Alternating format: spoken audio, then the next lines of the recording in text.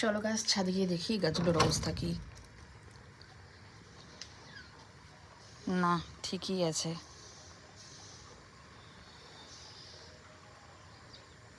দুটো জবা ফুল হয়েছিল, আমি নিয়ে আবার গেলাম নিচে, আগে উঠছিলাম।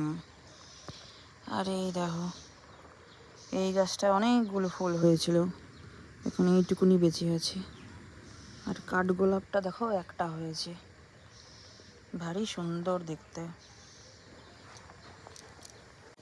আমি উঠে দেখতে আসলাম যে কেমন আছে গাছগুলোর অবস্থা, কারণ কালকে রাত্রিবেলায় এত পরিমাণে বৃষ্টি হয়েছে না, যে মনে হচ্ছিল যেন কি নাকি একটা মানে পড়ে গেছে, এরকম একটা বিভৎস জোরে আওয়াজ মেঘের। তো তাই ভাবলাম, উঠলাম যে আমার গাছগুলো ঠিক আছে কি না। হয়তো তোমরা ভাবছো বেশি আদিক্ষেতা আমি মাত্র কয়েকটা গাছ নিয়ে, কিন্তু আমার কাছে কয়েকটা গাছই আমার কাছে অনেকগুলো আর কি। তো শখের গাছ, দেখতেই পাচ্ছ। আর অনেক দিন ধরে এই কাঠগোলাপটা খুঁজছিলাম, দোকানে আসছে আসেনি এসবই চলছিল। তো যখন পেয়েছি তাই কিনে নিয়েছি। এটা হচ্ছে হালকা পিঙ্ক মিক্সিং হচ্ছে তোমার কাঠগোলাপ। আর বৃষ্টি তো ঝিরিঝিরি হচ্ছিল কিছুক্ষণ আগে, তো এখন আপাতত আর কি থামছে। কিন্তু আকাশে দেখো এইভাবে চিলগুলো উড়ছে, গোটা আকাশ জুড়ে চিল উড়ছে। আর আমি চলে এসেছি ছাদে হচ্ছে চা নিয়ে। এই সাইডে চাটা রাখছি, রেখে নিয়ে আগে তোমাদেরকে দেখালাম গাছগুলো।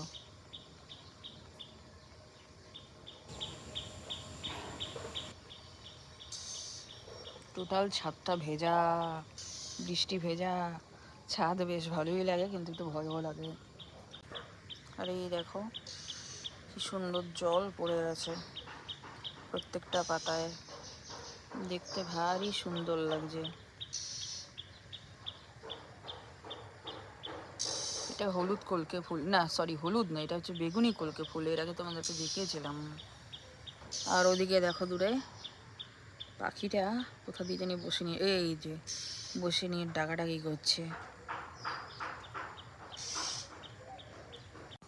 স্বপ্নিল জানে না যে আমি ছাদে উঠছি, চুপি চাপে উঠলাম, কারণ ও ছাদে উঠলেই জল কাদা হাতাবে, এই জন্য। এই যে বলতে বলতে চলেও আসছে। কিন্তু তুইও চা নিয়ে চলে আসলি, টের পেলি কি করে? আলো দেখে। বেশ ভালো, চা খাও, জল হাতাবার না কিন্তু। তো চলো, মিনি ভ্লগটা কেমন লাগলো অবশ্যই বলো, লাইক শেয়ার কমেন্টস করতে কিন্তু বলো না। বাই।